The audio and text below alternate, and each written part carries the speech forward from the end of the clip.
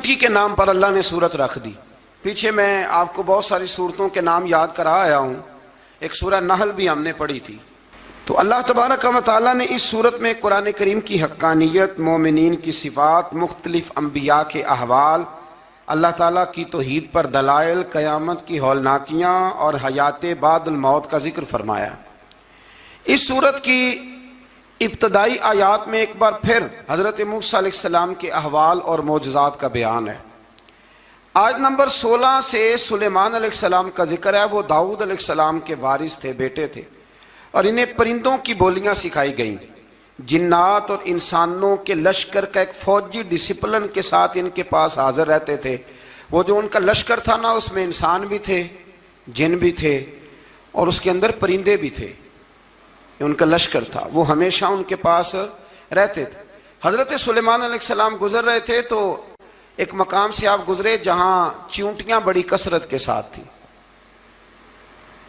تو ایک چیونٹی جو ان چیونٹیوں کی سردار تھی، ان چیونٹیوں کی بڑی تھی، اور مفسرین کرام نے یہ بھی لکھا ہے کہ وہ تھی بھی، ایک آنکھ اس کی کوئی نہیں تھی، ایک ٹانگ اس کی کوئی نہیں تھی، لیکن اس حال میں بھی وہ چیونٹی جو تھی وہ چیونٹیوں کی قیادت کر رہی تھی. تو حضرت سیدنا سلیمان علیہ السلام کا لشکر جب وہاں سے گزرا تو وہ کہنے لگی یا ایھا النمل ادخلوا مساکنکم، کہنے لگی چیونٹیوں اپنے بلوں میں گھس جاؤ. کہیں ایسا نہ ہو کہ سلیمان علیہ السلام کا لشکر بے دہانی میں، سلیمان کا لشکر توجہ نہ کرے اور تمہیں پاؤں کے نیچے مسل دے. لہذا اس طرح کرو کہ تم اپنے اپنے بلوں میں گھس جاؤ. حضرت سلیمان ابھی 3 میل دور تھے. تمام مفسرین نے لکھا ہے 3 میل دور تھے. تو وہاں سے چیونٹی بول لی تو قرآن کہتا ہے کہ حضرت سلیمان اس کی بات سن کے ہنس پڑے. فتبسم ضاحکا، آپ اس کی بات سن کے ہنس پڑے کہ دیکھو یہ چیونٹی کیا کہہ رہی ہے. ذرا غور کرنا بات پر کہ حضرت سلیمان 3 میل دور فاصلے پر چیونٹی کی بات بھی سن لیتے. مولوی نے قرآن کی آیت پکی یاد کر لی، انا بشر مثلکم. کہتا ہے حضور نے کہا میں تمہاری طرح کا بشر ہوں. نبی ہماری طرح ہوتے ہیں جی. تو وہ تو 3 میل دور چیونٹی کی آواز سن لیتے تھے. اس کے کان میں چیونٹی رکھو بلا، اسے کہو کہ بتا بلا کیا کہتی ہے. کچھ بتائے گا پھر دوڑ لگا دے گا شاید. کان میں رکھو، اس کو کہو بتا چیونٹی کیا کہتی. اور اگر یہ لفظ نہ ہوتے قرآن کے کہ جب انہوں نے سنا تو ہنس پڑے، یہ جملے نہ ہوتے تو شاید اس کو بھی نہ مانتے. لیکن حضرت سلیمان نے سنی چیونٹی کی بات. اور اب اگلی بات کہنے لگا ہوں.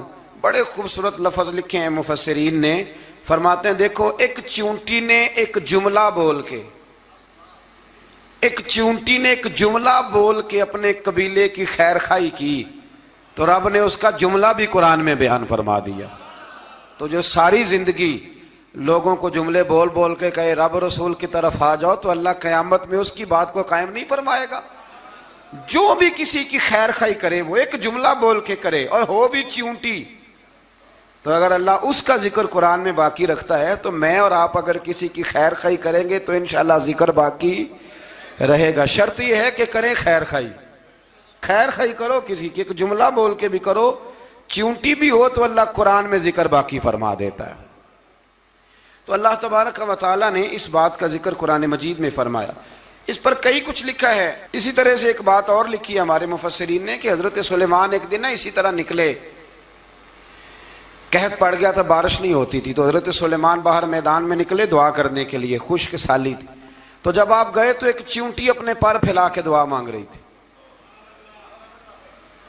تو رب کریم نے فرمایا سلیمان آپ واپس چلے جائیں، بارش آ جائے گی پر آئے گی چیونٹی کی دعا پہ. تو حضرت سلیمان نے عرض کی مولا میں بھی تو اتنا لشکر لے کے آیا ہوں نا، تو چلو ہمیں بھی دعا کر لینے دے. تو چیونٹی کی دعا پہ برسا دینا پر دعا کر لینے دے. فرمایا نہیں، آپ واپس جائیں، دعا نہ مانگے. یا اللہ کیوں؟ فرمایا چیونٹی کا دل ٹوٹ جائے گا، وہ تو کہے گی کہ یہ سلیمان کی لشکر دعا پہ پھر بارش آئی ہے. تو آپ نہ کریں تاکہ اس کے دل میں یہ بات رہے کہ نہیں میرے رب نے میری دعا پہ بارش فرمائی ہے. آپ جائیں، آج بارش آئے گی پر آئے گی چیونٹی کی دعا پہ. تو جو چیونٹی بارش کی دعا کرے قوم کے لیے، اللہ اگر اس کا ذکر قائم رکھتا ہے تو جو اپنی قوم کے لیے ہدایت کی دعا کرے، اور کبھی کبھی گردن جھکا کے دیکھا کرو کہ دل میں رسول اللہ کی امت کا درد کتنا ہے. اگر کہیں حضور کی امت کا درد ہے تو پھر انشاءاللہ ذکر قیامت تک باقی رہے گا. پھر انشاءاللہ قیامت تک آنے والی نسلیں بھی آپ کا ذکر کریں گی اگر حضور کی امت کا درد سینے میں موجود ہے. اسی طرح سے پھر حضرت سلیمان کے لشکر میں نا ایک ہدہد نامی پرندہ بھی تھا. لشکر کا کارکن تھا پرندہ. ہدہد غائب تھا تو حضرت سلیمان کہنے لگا کدھر گیا وہ ہدہد؟ نظر نہ آج آیا سخت سزا دوں گا. یہاں تو کوئی اچھی خبر لائے گا. چونکہ وہ ہدہد پرندہ جاتا تھا تو خبریں لا کے دیتا تھا ورنہ سزا دوں گا. اتنی دیر میں ہدہد بھی آ گیا. یہ پرندے جو کارکن ہوتے ہیں بڑے سیانے ہوتے ہیں. کبھی بندہ ناراض ہو تو صحیح خبریں لے آتے ہیں. تو صحیح خبر لے کے آ گیا. آتے ہی آ کے بیٹھا تو اس نے حضرت سلیمان علیہ السلام نے کہا کہاں تھے؟ عرض کرنے لگا حضور میں ملک سبا گیا تھا. وہاں ایک عورت حکمرانی کرتی ہے, اس کا نام بلقیس ہے. بہت بڑے تخت پہ بیٹھتی ہے. 80 گز اس کا تخت لمبا ہے, 40 گز چوڑا ہے, اور شاید 80 من کے 80 ٹن اس کا وزن ہے. تو حضور وہ سورج کو پوچھتے ہیں. حضرت سلیمان نے فوراً خط لکھا, فرمایا جا کے اسے میرا خط دے دو کہ یہاں تو کلمہ پڑھ کے ہماری فرما بردار بن جائے ورنہ تیار ہو جائے. جو اللہ کے غیر کو پوچھتے ہیں ہم ان کے خلاف جنگ کریں گے. وہ جب لے کے گئے نا خط, یہ حدود گیا تو وہ میٹنگ کر رہی تھی, اس کے وزیر مشیر سارے بیٹھے تھے. اس نے جا کے خط پھینک دیا ملکہ بلقیس کی جھولی میں. اس نے خط پڑھا تو ڈر گئی. وزیروں کو بلایا. حضرت سلیمان, قرآن کہتا ہے حضرت سلیمان نے کہا تھا خط پھینک کے نا تو سائڈ پہ ہو کے سننا وہ کیا کہتا ہے. بندوں کے لیے منع ہے, پرندوں کے لیے جائز ہے. بندوں کے لیے منع ہے سائڈ پہ ہو کے سننا. ہاں جس کی جاسوسی کی ڈیوٹی ہو, کفر کی جاسوسی کی, اس بندے کے لیے بھی جائز ہے. تو یہاں ایک تو وہ پرندے تھے, دوسرا کفر کی جاسوسی کر رہے تھے. سائڈ پہ ہو کے سننے لگے تو ملکہ بلقیس کہنے لگی اب کیا کرنا ہے, یہ خط آیا ہے. تو وہ کہنے لگے ہم تیار ہیں, آپ حکم کریں, ہم لڑنے کو تیار ہیں, لڑیں گے. وہ کہنے لگی نہیں تیزی نہ دکھاؤ. قرآن مجید کہتا ہے کہ وہ کہنے لگی جب لڑائیاں ہوتی ہیں تو شہر تباہ ہوتے ہیں, ملک کھنڈر بن جاتے ہیں. لڑائی مسئلے کا حل نہیں ہے. انہوں نے کہا کہ میں نبی ہوں. ایک دفعہ آزما لیتے ہیں کہ نبی ہیں کہ نہیں, معاذ اللہ آزما لیتے ہیں. کہا کیسے؟ کہنے لگی تحفے تحائف بھیجتے ہیں. اگر مال پر دل للچا گیا تو پھر نبی نہیں بادشاہ ہے, اور اگر مال پر دل للچایا نہ تو پھر اللہ کے کامل بندے. یہ فرق اس نے اس وقت بیان کیا. اس نے 500 کنیزیں, 500 غلام, بڑے شاندار لباس پہنا کے, 500 گھوڑا بڑا تگڑا, اس کے اوپر مال و اسباب رکھ کے تیاری کرا کے حضرت سلیمان کی طرف بھیجا. ہدہد پہلے سے خبر لے کے آ گیا. حضور اس نے یہ پروگرام بنایا ہے. وہ جب آیا سارا کچھ تو حضرت سلیمان دیکھ کے جلال میں آ گئے. فرمانے لگے اسے جا کے کہہ دو تو مجھے کیا تحفے بھیجے گی, میرے رب نے مجھے مالا مال فرمایا ہوا ہے, انہیں مالا مال کیا میرے مالک نے.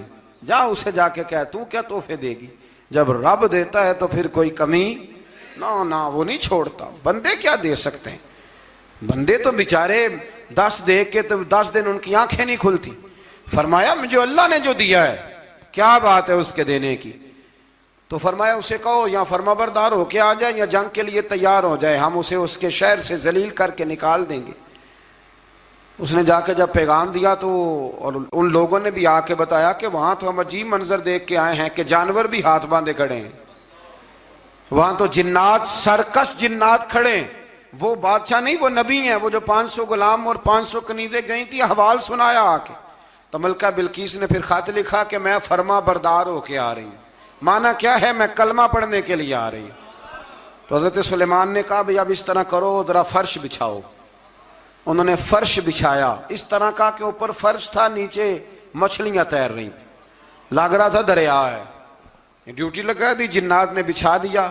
ادھر حضرت سیدنا سلیمان فرمانے لگے اب چونکہ مان کے آ رہی ہے تو اسے اپنی نبوت کی علامتیں بھی دکھانی ہیں.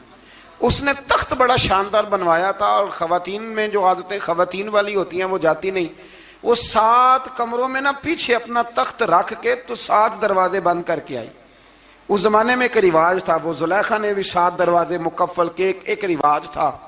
ایک کمرہ، پھر کمرے کے پیچھے کمرہ، پھر اس کے پیچھے کمرہ، پھر اس کے پیچھے کمرہ، اور اس کو بڑے موٹے تالے لگائے جاتے تھے، اور فلسفہ یہ تھا کہ ایک تالا توڑے گا کوئی تو جب تک سپاہی آ جائیں گے، اور اگر اس کے توڑنے تک نہ آئے تو دوسرے کے توڑنے تک آ جائیں گے، اور اس کے توڑنے تک نہ آئے تو ساتویں تک تو آئے جائیں گے۔ یہ ان لوگوں کا نفسیاتی معاملہ تھا، سوچ تھی۔ 7 کمروں میں مکفل کر کے نہ وہ نکلی تو حضرت سلیمان علیہ السلام کہنے لگے بھئی مجھے اس کا تخت چاہیے اس کے آنے سے پہلے، اس کے آنے سے۔ اس واقعے کی کیا ضرورت تھی قرآن پاک میں؟ یہ کیا حاجت تھی یہ تخت والی ساری بات قرآن نے کیوں بیان کی؟ پوچھیں آپ اپنے دل سے بھی اور انکار کرنے والے منکرین سے بھی، اس کی کیا ضرورت تھی؟ وہ جو کہتے ہیں جی ولی کی کرامت کی کیا ضرورت ہے، سیدھی سیدھی نماز پڑھو، روزہ رکھو، حج کرو، زکوٰۃ دو، تو پوچھو ان سے ایک سورت نمل کے اندر اس ساری تفصیل کی کیا ضرورت تھی؟ ختم ہو گئی جب وہ کلمہ جو پڑھ رہی ہے، تو پھر اس سارے واقعے کو رب کیوں بیان فرماتا ہے؟ حضرت سیدنا سلیمان فرمانے لگے تخت چاہیے، اور چاہیے اس کے آنے سے پہلے۔ قال عفریت من الجن، جنوں میں سے ایک بہت بڑا جن بولا، کہنے لگا حضور آپ کا یہ تخت برخاست ہونے سے پہلے لے آؤں گا۔ یہ جو آپ میٹنگ کر رہے ہیں نا، یا آپ فیصلے ختم، کچھ نے لکھا صبح سے شام تک میٹنگ ہوتی ہے اور اس کو آنے میں پتہ نہیں کتنے دن لگیں گے، تو میں یہ برخاست ہونے سے پہلے، اور کچھ نے کہا دی آپ شرط کیوں لگاتے ہیں کہ صبح سے شام تک ہوتی؟ اس جن نے کہا دی آپ 10 منٹ میں فارغ ہو جائیں، آپ فارغ ہوں گے تو تخت آ جائے گا۔ مفسرین نے لکھا ہے کہ جب قرآن کہتا ہے کہ اس نے کہا کہ آپ کے فارغ ہونے سے پہلے، تو اس کا مطلب ہے کہ جب آپ اٹھیں گے، یہ جگہ خالی کر دیں گے تو تخت یہاں کیویں ہزاروں میل کا فاصلہ ہے آ جائے گا، پر ہوائی جہاز پہ کارگو کرا کے، جی DHL کے ذریعے کیسے آئے گا؟ وہ آئے گا تو بس آئے گا۔ تو حضرت سلیمان کی تو بادشاہت تھی نا زمانے پہ، فرمانے لگے نہیں نہیں تو لیٹ ہے، تو لیٹ ہے، تو ہمیں جانتا ہی نہیں، ایٹ سٹ تے پکھڑا کوار گندل، اسی اور بھی بوٹیاں جاننے ہاں، یہ تو لیٹ ہے، ابھی ہماری طاقت اس سے زیادہ ہے۔ بڑی کمال بات لکھی ہے لکھنے والوں نے۔ ایک مفسر نے لکھا ہے کہ ابھی حضرت سلیمان نے غلاموں سے منگوایا ہے، اپنی بات کوئی نہیں کی، یہ حال ہے ان کے غلاموں کا، تو سردار کا عالم کیا ہوگا؟ حضرت سلیمان کہنے لگے بھی جلدی جائیے۔ قال الذی عنده علم من الکتاب انا آتیک بہ قبل ان یرتد الیک طرفک، تو اٹھا ان میں سے وہ جس کے پاس کتاب میں سے علم تھا، ساری کتاب کا بھی نہیں، علم من الکتاب، کتاب، وہ اٹھے جن کے پاس کتاب میں سے علم تھا، تو وہ اٹھ کے کہنے لگے حضور میں لے آؤں گا، کب؟ آپ کے آنکھ جھپکنے سے،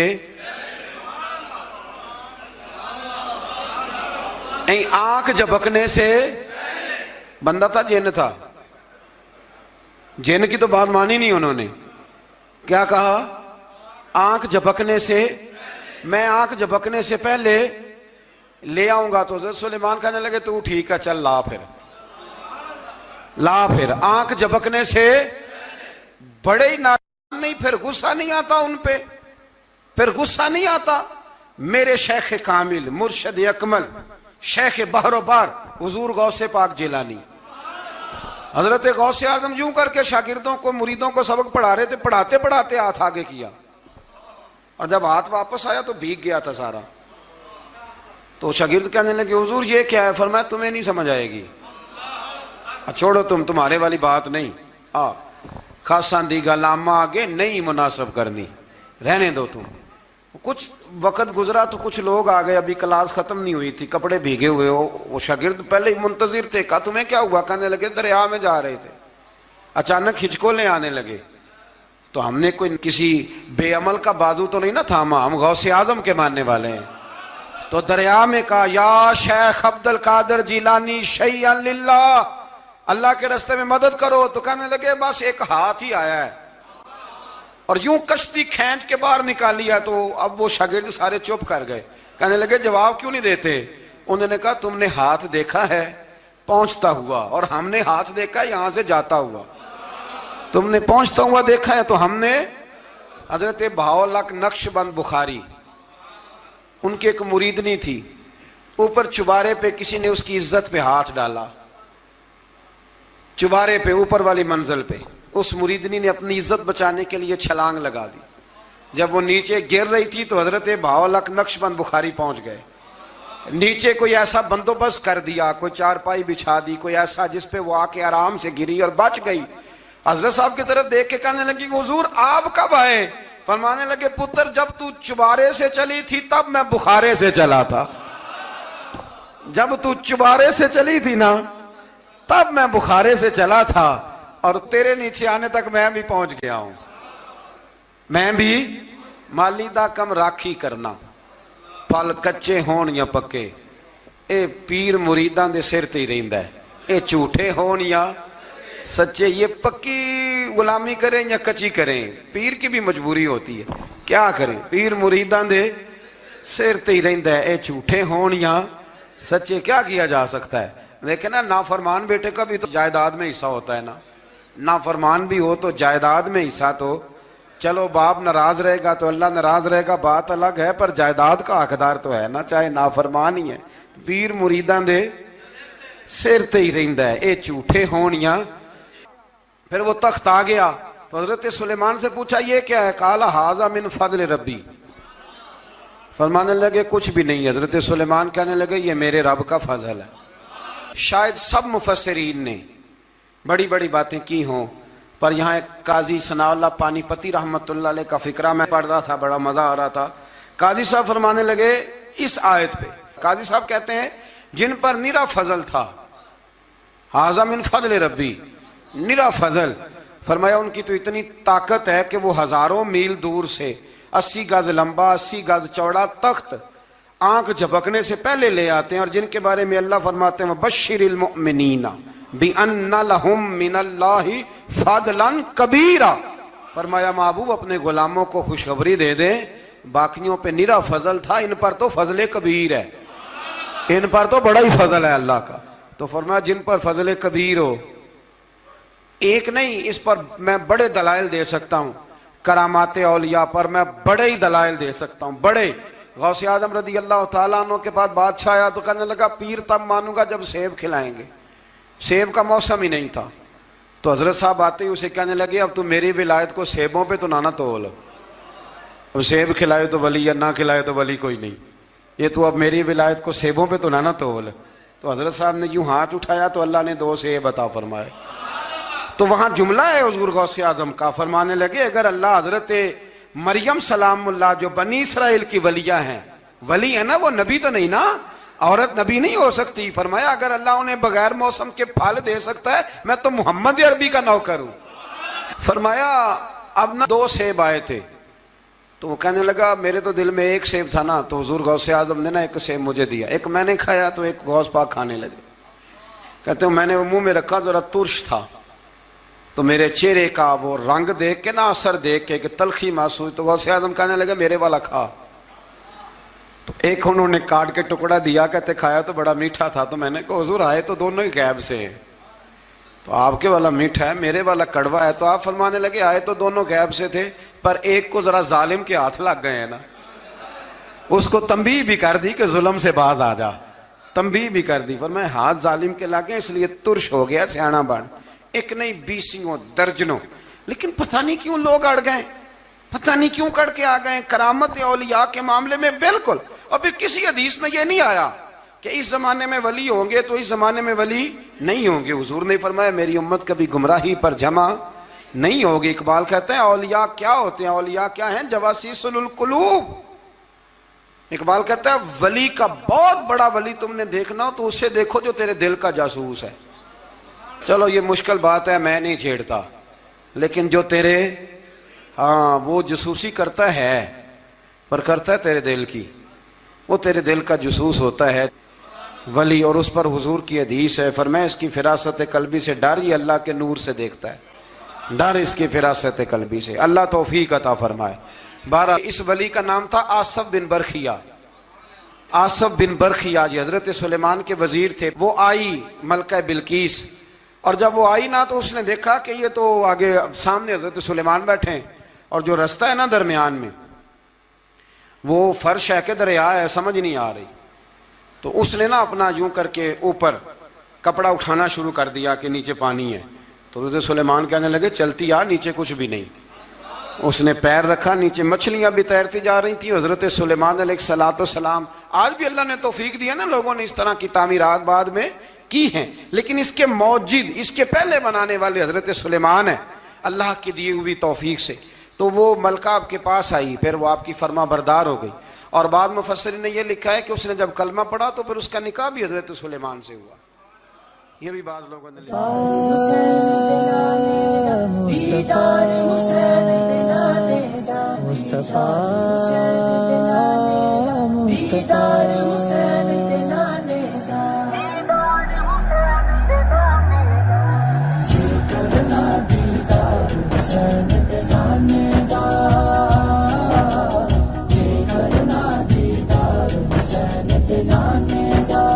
ہو جائے عاشق یار حسین دے نانے